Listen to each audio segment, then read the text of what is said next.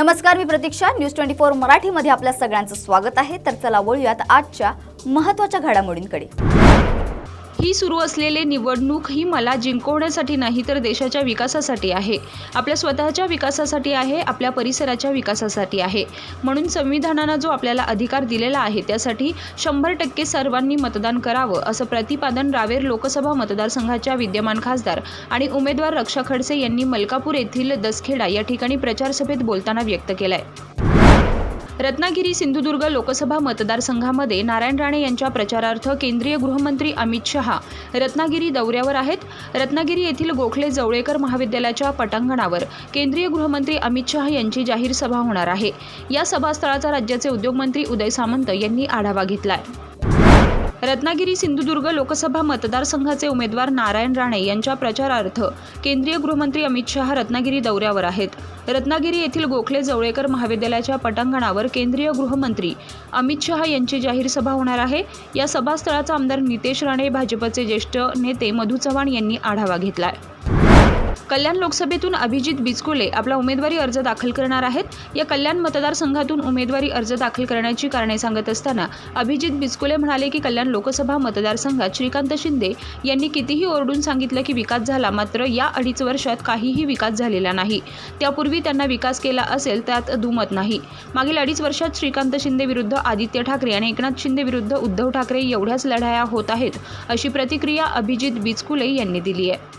उमेदवारी आज कल्याण लोकसभा मतदारसंघातून दाखल या ठिकाणी 24 कल्याण लोकसभामध्ये त्या ठिकाणी अर्ज भरत असतानाची मुख्य प्रमुख कारणे की मुख्यमंत्री हे लोकांना वेगवेगळ्या पद्धतीनं फक्त भूलथापा देतात असं मला वाटतं आणि मला अधिकारवाणीनं एकनाथरावजींना बोलायची संधी मिळते. त्या ठिकाणी व्यक्तिगत पातळीवरती आपण जर तुमच्या मतदारसंघाबद्दल बोललो तर श्रीकांत शिंदे कितीही ओरडून सांगत असले विकास झाला तरी पूर्वी तुम्ही केला असेल त्याच्याबद्दल मला दुमत नाही आहे. पण आत्ता 2.5 वर्षांमध्ये फक्त तुम्ही आदित्य ठाकरे विरुद्ध श्रीकांत शिंदे, एकनाथ शिंदे विरुद्ध उद्धव ठाकरे एवढ्याच लढाया तुम्ही बघता. ह्याला पळव त्याला बळव, हे माझं ते माझं, हे काही होत नाही आहे. तुम्हाला मी सांगू इच्छितो इथं लढण्याचे मुख्य कारण आहेत. डॉक्टर बाबासाहेबांचं नाव त्या ठिकाणी संसद भवनला द्या असं मी नरेंद्रभाई मोदींना लिहिलं होतं पत्र. नरेंद्रभाई मोदी छोट्या छोट्या लोकांना भेटतात, त्यांचं कौतुक करतात आणि बाबासाहेबांचं नाव द्यायला यांना नकार द्यायचा आहे का?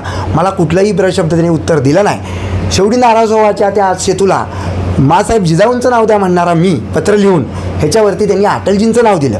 अटलजी मोठे आहेत, त्यांच्या जागी ते योग्य आहेत, पण राजमाता जिजाऊन पुढं अटलजी कोण हा प्रश्न मी भाजपला विचारतो. तुम्ही राजमाता जिजाऊ, छत्रपती शिवाजी महाराज आणि डॉक्टर बाबासाहेबांचं नाव घेता. छत्रपती शिवाजी महाराजांच्या त्या सेतू आपल्या काय म्हणतात त्याला समुद्रकिनारी असल्या अरबी समुद्राच्या त्या स्मारकाला तुम्ही वीटसुद्धा लावली नाही आणि इथं येऊन त्या उदयनराजेंना तुम्ही तिकीट देता.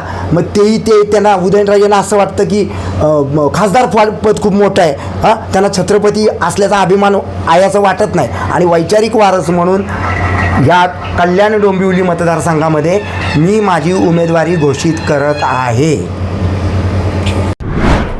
ठाणे लोकसभेचे महायुतीचे उमेदवार नरेश म्हस्के उमेदवारी अर्ज दाखल करणार आहेत. त्यापूर्वी नरेश म्हस्के रॅली काढत जोरदार शक्ती प्रदर्शन करणार आहेत. या रॅलीस आता सुरुवात झाली असून या रॅलीमध्ये कल्याण लोकसभेचे उमेदवार श्रीकांत शिंदे, माजी खासदार विनय सहस्त्रबुद्धे, आमदार निरंजन डावखरे सहभागी झालेत.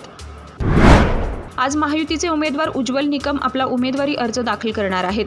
वांद्रे पूर्व येथून उज्ज्वल निकम यांच्या नामांकन रॅलीला सुरुवात झाली आहे. या नामांकन रॅलीत मोठ्या संख्येनं महायुतीचे कार्यकर्ते सहभागी झालेत. आम्ही मोठ्या बहुमतानं विजयी होऊ अशी भावना कार्यकर्त्यांनी व्यक्त केली आहे. तर यावेळी शिवसेनेचे आमदार मंगेश कुडाळकर यांनी प्रतिक्रिया देत म्हणाले की आज महायुतीचे उमेदवार उज्ज्वल निकम यांचा उमेदवारी अर्ज भरण्यात येणार आहे. मोठ्या जल्लोषात महायुतीचे कार्यकर्ते यावेळी उपस्थित झाले आहेत.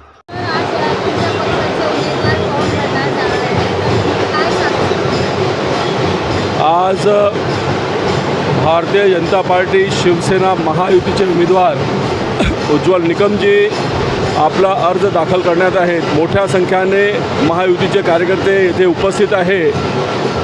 शुभ संकेत आहे आणि मोठ्या फरकेने आम्ही विजय प्राप्त करू.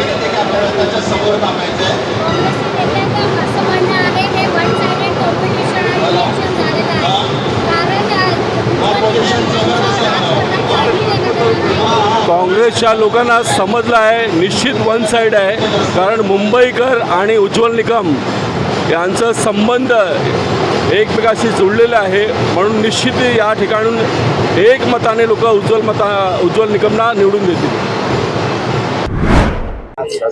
लोकसभा हा कोल्हापूर आणि हातकणंगलेसंदर्भात काही चर्चा झाली, काय बैठक? केंद्रीय गृहमंत्री अमित शाह साहेब हे काल रात्री उशिरा कोल्हापूरमध्ये मुक्कामासाठी आलेले होते आणि उशिरा आलेले असल्यामुळे त्यांनी आज आम्हाला काही प्रमुख मंडळींना सकाळी बोलवलं होतं. आज सकाळी मी कोल्हापूर लोकसभेचे उमेदवार संजय मंडलिक साहेब, हातकणंगलेचे उमेदवार धैर्यशील माने, संभाजी राजे, आम्ही जवळजवळ 1 ते 1.5 तास भेटलो. त्यांनी या दोन्ही मतदारसंघाचा पूर्ण आढावा घेतला. म्हणजे आत्तापर्यंत काय काय पक्षाच्या वतीनं कार्यक्रम राबवण्यात आले, कोणाकोणाच्या प्रचार सभा झाल्या, काय स्थिती आहे, पूर्वीची काय स्थिती होती 1900, अशी सविस्तर माहिती त्यांनी या विभागातली घेतली. काही वेगवेगळ्या घटकांच्या पक्षांची माहिती घेतली.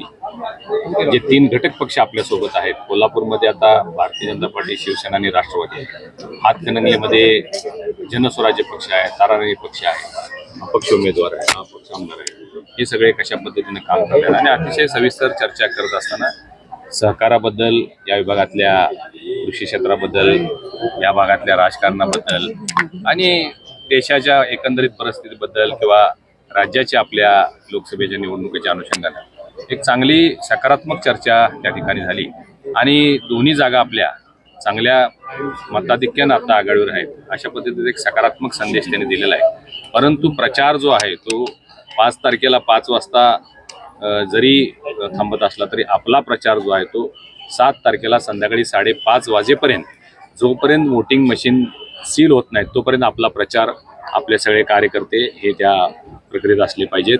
हा एक महत्त्वाचा संदेश त्यांनी दिलेला आहे. त्याचबरोबर उन्हामुळं गेल्या 3 फेजमध्ये वोटिंगचं प्रमाण कमी झालं आहे, तर सकाळी 10च्या जास्तीत जास्त मतदान वोटिंगसाठी नेण्यासाठी आपल्या कार्यकर्त्यांना सूचना कराव्यात, ही एक महत्त्वाची सूचना त्यांनी दिलेली आहे. तर या होत्या आजच्या महत्त्वाच्या घडामोडी. अशाच घडामोडींसाठी पाहत रहा न्यूज 24 मराठी.